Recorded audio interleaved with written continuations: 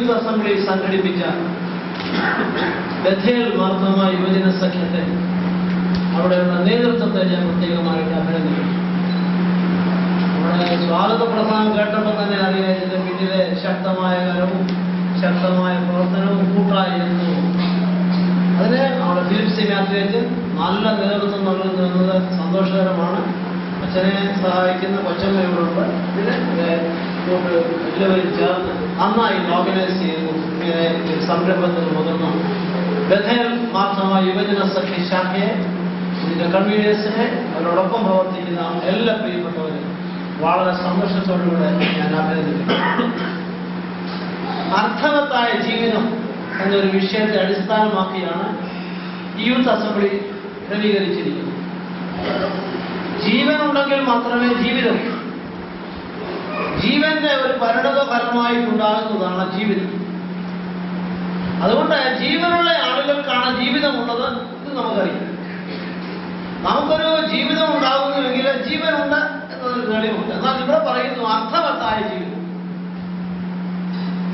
ജീവിതത്തിന് എന്താണ് അതിന്റെ കാമ്പ്, എന്താണ് അതിന്റെ സത്ത എന്ന് മനസ്സിലാക്കുവാനും അതിനൊത്തവണ്ണം ജീവിക്കുവാനും സാധിക്കണം. ഇത് നമ്മെക്കുറിച്ച് ആഗ്രഹിക്കുന്ന പ്രധാനപ്പെട്ട സ്ഥലം. വിശുദ്ധ വേദപുസ്തകത്തിൽ ഒരു വാക്യമുണ്ട്.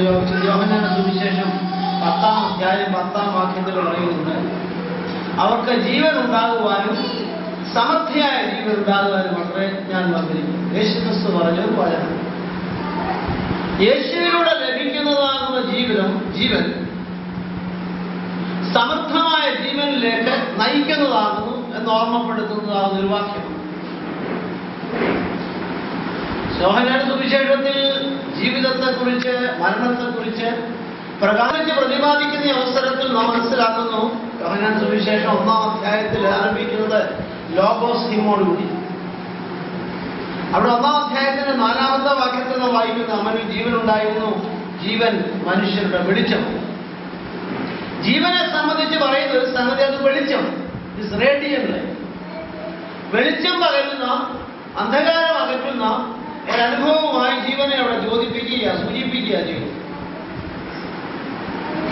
ജീവൻ നമ്മെ സമർത്ഥമായ മെച്ചപ്പെട്ട ഗുണമേന്മയുള്ള അനുഭവങ്ങളിലേക്ക് പ്രവേശിപ്പിക്കുന്ന ഒന്ന്.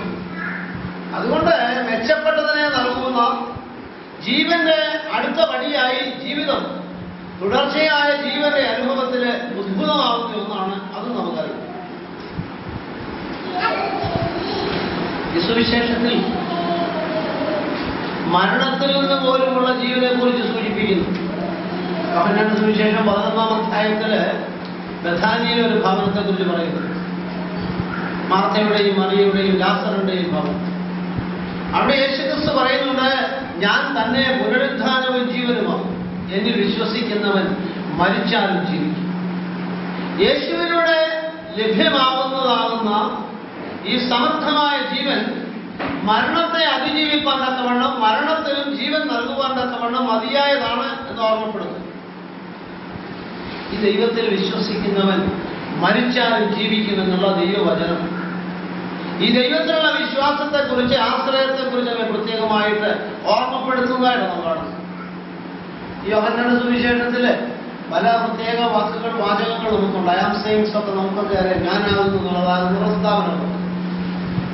അവിടെ യോഹന്നാൻ 14:6 വായിക്കുന്നുണ്ട്, ഞാൻ തന്നെ വഴിയും സത്യവും ജീവനും. ജീവനായ ക്രിസ്തു, മെച്ചപ്പെട്ടതാകുന്ന ജീവിതം നൽകിത്തരുന്ന ഈ ക്രിസ്തു, അർത്ഥവത്തായ ജീവിതത്തിന് ഇടയാക്കുന്നതാകുന്ന ജീവിതത്തിന്റെ ഉണ്മയുടെ ഉടയവൻ ഈ യേശുവിനെ നമ്മുടെ കാണുന്നു. പൗലോസ് പല ലേഖനങ്ങൾ പുതിയ എഴുതിയിട്ടുണ്ട്. അതിലേറ്റവും പ്രൗഢമായ ലേഖനം റോമാലേഖനം. ഈ റോമാലേഖനത്തില് 5-ാം അധ്യായം 21-ാമത്തെ വാക്യത്തില് ദൈവം നൽകുന്ന ജീവനെ കുറിച്ച് പറയുമ്പോൾ ലൈഫ് എവർലാസ്റ്റിംഗ്, നിത്യജീവൻ, ഗുണമേന്മയേറിയ മെച്ചപ്പെട്ട ഒരു ജീവിതത്തെ കുറിച്ച്, ജീവനെ കുറിച്ച് ഓർമ്മപ്പെടുത്തുകയാണ്. അധ്യായത്തിൽ 10-ാം വാക്യത്തിൽ പറയുന്നുണ്ട്, ഈ ജീവൻ മരണത്തെ നീക്കുന്നതാണ്. വെളിച്ചം ഇരുളിനെ കീഴടക്കുന്നത് പോലെ യേശുവിലൂടെ മരണത്തെ കീഴടക്കുവാനായി നമ്മെ സഹായിക്കുന്ന ജീവിതമാണ് നമുക്ക് ദൈവം വാഗ്ദാനം ചെയ്തിരിക്കുന്നത്. ഇത് നമുക്ക് പ്രത്യേകമാണ്. ഞാൻ എൻ്റെ വാക്കുകൾ അവസാനിപ്പിക്കട്ടെ. അഭിയുന്ന തിരുവേലിയാണ് നമുക്ക് ഈ വിഷയത്തെക്കുറിച്ച് ഏറ്റവും നന്നായിട്ട് നമുക്ക് പറഞ്ഞു തരാൻ പറ്റിയ ആളെന്ന് എനിക്കറിയാം. ഞാനിങ്ങനെ അധ്യക്ഷനായിരിക്കുന്ന ചില കാര്യങ്ങൾ പറയുന്നത് മാത്രമേ തിരുവേലി നമുക്ക് ആവശ്യമായ പ്രത്യേക ദൂതം നൽകുന്നു. യോഹന്നാൻ എഴുതിയ 1-ാം ലേഖനത്തിൽ 5-ാം അധ്യായം 12-ാം വാക്യത്തിൽ പറയുന്നുണ്ട്, Jesus is the only source of life. ജീവിതത്തില് അവിടെ പറയുന്നു, പുത്രനുള്ളവന് ജീവനുണ്ട്, ദൈവപുത്രനില്ലാത്തവന് ജീവനില്ല. നമുക്ക് ജീവൻ പ്രാപിപ്പാൻ, അർത്ഥവത്തായ ജീവിതത്തിന് കാരണമായി തീരുവാൻ, മെച്ചപ്പെട്ടതായ ജീവിതത്തിന്റെ അനുഭവത്തിൽ വളരുവാൻ നമ്മെ സഹായിക്കുന്ന യേശുവിലൂടെ അവൻ തരുന്ന ജീവനാകുന്നു നിത്യജീവൻ. ഇത് നമുക്ക് ഓർമ്മ. അതുകൊണ്ട് ക്രിസ്തുവിനോടുള്ള ബന്ധത്തിലാകുന്നു അർത്ഥവത്തായ ജീവിതം നയിക്കുവാൻ നമുക്ക് സാധിക്കും. ദൈവം നൽകിയിരിക്കുന്ന ജീവൻ, ദൈവം നൽകിയിരിക്കുന്ന ജീവിതത്തിന്റെ അവസരങ്ങൾ, ദൈവത്തോടുകൂടെ ചെലവിടാനുള്ള അവസരങ്ങൾ, അനുഭവങ്ങൾ, ദൈവം തരുന്നതാകുന്ന പ്രിയപ്പെട്ടവർ ഇവരോടൊക്കെ ചേർന്ന് അനുഗ്രഹീതമായി അർത്ഥവത്തായി ബന്ധങ്ങൾ മെച്ചപ്പെടുത്തി ബന്ധങ്ങളിൽ വളരുവാൻ, ദൈവത്തിന് ഹിതകരമാവണ്ണം, സമൂഹത്തിന് പ്രയോജനകരമാവണ്ണം, മറ്റു മനുഷ്യർക്ക് ഉപകാരം ചെയ്യുന്ന തരത്തിൽ സമൂഹത്തിന്റെ നന്മയെ മുന്നിൽ കണ്ടുകൊണ്ട് സ്വാർത്ഥപരമായ അനുഭവങ്ങളിൽ അടിയുറച്ചു നിൽക്കാറ് കർത്താവിന്റെ ജീവൻ മറ്റുള്ളവർക്ക് വേണ്ടി നൽകിയതെങ്കിൽ ഞാൻ നയിക്കുന്ന അർത്ഥവത്തായ ജീവിതം മറ്റുള്ളവർക്കും അർത്ഥവത്വം പ്രയോജനകരവുമായി ഭവിക്കണമെന്നുള്ള ചിന്തയിൽ സമൂഹത്തിലായിരിക്കാൻ വളരുവാൻ നമ്മുടെ ഈ 2 ദിവസങ്ങളിലെ ചിന്തകൾ സഹായകരമാവട്ടെ ഞാൻ ആഗ്രഹിക്കുന്നു. നമുക്ക് ആവശ്യമായ എല്ലാ നന്മകളും ലഭിക്കാൻ, ഉത്തേജനം പ്രാപിപ്പാൻ യൂത്ത് അസംബ്ലി 2012 സഹായിക്കട്ടെ എന്ന പ്രാർത്ഥനയോടെ, ആശംസയോടെ ഞാൻ എൻ്റെ ആമുഖ വാക്കുകൾ അവസാനിപ്പിക്കും. നമ്മുടെ ഈ യോഗം ഉദ്ഘാടനം ചെയ്യുന്നതിനും നമുക്ക് ആവശ്യമായ സന്ദേശം പകരുന്നതിനും അഭിവന്യ തോമസ് സാമുവൽ ബിഷപ്പിനെ ഞാൻ സാദരം ക്ഷണിക്കുന്നു.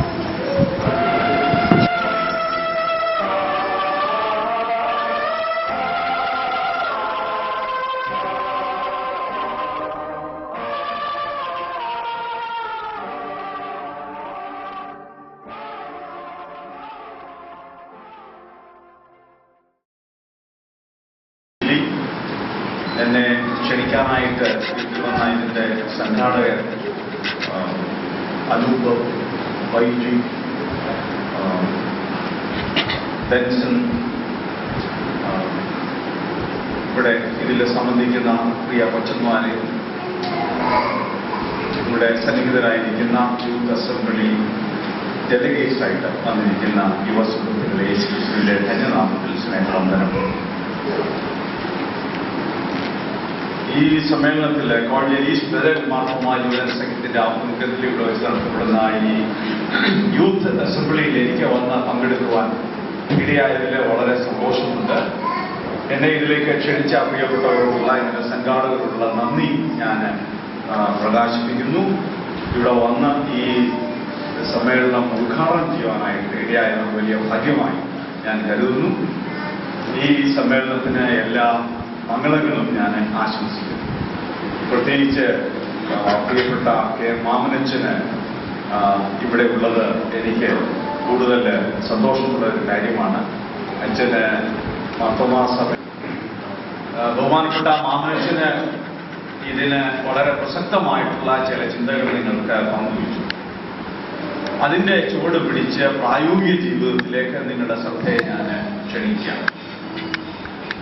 നമുക്കൊക്കെ എങ്ങനെ അർത്ഥവത്തായിട്ടുള്ള ജീവിതം നയിക്കാനായിട്ട് കഴിയേണ്ടതല്ലേ? പ്രത്യേകിച്ച് ഇവിടെ സിറിൽ സി മാത്യു ആമുഖമായിട്ട് പ്രസംഗിച്ചപ്പോൾ ഇപ്പോൾ യുവജനങ്ങൾക്ക് സംഭവിച്ചിരിക്കുന്ന ബുദ്ധിമുട്ട്, അവരുടെ ജീവിതത്തിൽ വന്നിട്ടുള്ള മാറ്റങ്ങളെ പരാമർശിച്ച് ചില സൂചനകൾ ഇവിടെ പറഞ്ഞു. സഭയുടെ കാര്യമായാലും സമൂഹത്തിൽ നേതൃത്വം കൊടുക്കുന്ന മേഖലയിലൊക്കെ ആണെങ്കിലും യുവജനങ്ങൾ ആവശ്യത്തിന് മുമ്പോട്ട് വരുന്നില്ല. ഏതു തരത്തിലുള്ള ഏതോ തരത്തിലുള്ള രോഗം അവരെ ബാധിച്ചിരിക്കുന്നു, മാനസികമായിട്ട് വേണം ചിന്തിക്കുവാൻ. അതുകൊണ്ട് നമ്മളുടെ ഈ ചെറിയ ഗ്രൂപ്പിൽ വന്നിരിക്കുന്ന യുവജനങ്ങളെ നിങ്ങൾ നിങ്ങളെ ഒന്ന് ഉത്സാഹിപ്പിക്കാൻ ഞാൻ അത് മാത്രമാണ് ഞാൻ ഉദ്ദേശിച്ചത്. എങ്ങനെ നമ്മുടെ ജീവിതം അർത്ഥവത്താക്കി തീർക്കാനായിട്ട് കഴിയും, അല്ലെ അത് അങ്ങനെ ചെയ്യേണ്ടതല്ലേ എന്നുള്ളൊരു ചോദ്യം നിങ്ങളുടെ മുമ്പിൽ അവതരിപ്പിക്കുക. വളരെ ഗൗരവമായിട്ടുള്ള ചോദ്യം നിങ്ങളുടെ മുമ്പിൽ വയ്ക്കുകയാണ്. ഞാനിന്ന് SC സെമിനാരി സ്കൂളിൽ രാവിലെ ഉണ്ടായിരുന്നു. ആ സ്കൂളിൽ പോകാൻ കാരണം അവിടെ പ്രതിഭകളെ ആദരിക്കുന്ന ഒരു പരിപാടിയാണ്. ഞാൻ എൻ്റെ സ്വന്തം സ്ഥലം തിരുവല്ല ആയതുകൊണ്ട് ഞാൻ പഠിച്ചത് തിരുവല്ല SC സെമിനാരി സെക്കൻഡറി സ്കൂളിലാണ്, ഹൈസ്കൂളായിരുന്നു. അവിടെയാണ് പഠിച്ചത് വർഷങ്ങൾക്ക്. അപ്പോൾ ഇപ്പോൾ ഈ പ്രതിഭകളെ ആദരിക്കുന്ന പരിപാടിയിൽ എന്നെ കൂടെ വിളിച്ചു. അപ്പം ഞാൻ അല്പം നേരത്തെയാണ്, ഞാൻ പഠിച്ച സ്കൂളാണല്ലോ, കാണാമെന്ന് വിചാരിച്ചു. എല്ലാവരെയും പരിചയപ്പെടാമെന്ന് അല്പം നേരത്തെയാണ്. അവിടെ ചെന്നപ്പോൾ എല്ലാ ക്രമപ്പെടുത്തി വരുന്നേ ഉള്ളൂ. ഞാൻ കുട്ടികളുടെ ഇടയിൽ ഞാൻ തൽക്കാലം ഇരിക്കാൻ പറഞ്ഞു. അപ്പോൾ അതിൽ നിധിൻ എന്ന് പറയുന്ന ഒരു കുട്ടി എന്നോട് പറഞ്ഞു, തിരുമേനോട് ഞാൻ ചോദ്യം ചോദിക്കട്ടെ.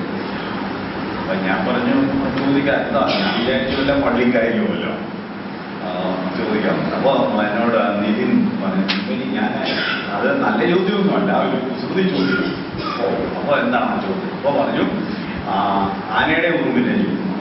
അപ്പോൾ ആനയെ ഉറുമ്പും കൂടെ നീന്താൻ പറ്റും. ആന സാധാരണ നീന്തുന്ന പോലെ മുമ്പിലെ രണ്ട് കൈ എടുത്ത് നീന്തി, ഉറുമ്പ് ഒരു കൈ ഉയർത്തിപ്പിടിച്ചാൽ നീന്തി. തിരുവനന്തപുരം പറയാം എന്താ ഉറുമ്പ് അങ്ങനെ നീന്തി. ആന രണ്ട് കൈ ഉപയോഗിച്ച് നീന്തി, ഉറുമ്പ് ഒരു കൈ പൊക്കി പിടിച്ച് നീന്തിയാണ് എൻ്റെ ആയിരിക്കും. അപ്പോൾ ഏതാണ്ട് മീറ്റിംഗ് തുടങ്ങാറായി, 10 മണിയായി. അപ്പോൾ ഞാൻ ഇങ്ങനെ തുടങ്ങുന്നതിന് ഉത്തരം കിട്ടുമെന്ന് ഇങ്ങനെ ആലോചിച്ച് ഇരിക്കുക. അപ്പോൾ അവസാനം എൻ്റെ സംഘാടകർ എൻ്റെ പേര് വിളിച്ച് സ്റ്റേജിലേക്ക് വരാൻ. അപ്പോൾ ഞാൻ നിധിനോട് പറഞ്ഞു, ഞാൻ സുല്ലിട്ടു മറുപടി പറയാം. അപ്പോൾ നിധിൻ എന്നോട് പറഞ്ഞു, ഉറുമ്പിൻ്റെ കയ്യിലെ സീക്കോ വാച്ചെന്ന്, അതുകൊണ്ട് അത് നനയാതിരിക്കാനായിട്ട് കൈക്കത്ത്. ഹലോ, എനിക്ക് അത് കേട്ടപ്പോൾ സന്തോഷം തോന്നി. ഇതുപോലുള്ള ചോദ്യങ്ങളെ കുട്ടികളുടെ മനസ്സിലുണ്ടല്ലോ. അപ്പോൾ യുവജനങ്ങളായിരിക്കും നിങ്ങൾ, എനിക്ക് ആദ്യം നിങ്ങളോട് പറയാനായിട്ടുള്ളത് എൻ്റെ ഇന്നത്തെ രാവിലത്തെ അനുഭവത്തിൻ്റെ വെളിച്ചത്തിൽ നിങ്ങളോട് പറയാനായിട്ട് ഇതുപോലുള്ള ചോദ്യങ്ങൾ ചോദിക്കും. ഒരുപക്ഷെ കുസൃതി ചോദ്യമൊന്നോ മണ്ടൻ ചോദ്യമൊന്നോ ഒക്കെ ആരെങ്കിലും പറയാം. പക്ഷേ എല്ലാത്തിനെയും കുറിച്ച് ചോദിക്കാനായിട്ട് കഴിയുന്നത് നമ്മളുടെ പഠനത്തെ, ചർച്ചയെ കൂടുതൽ സമ്പുഷ്ടം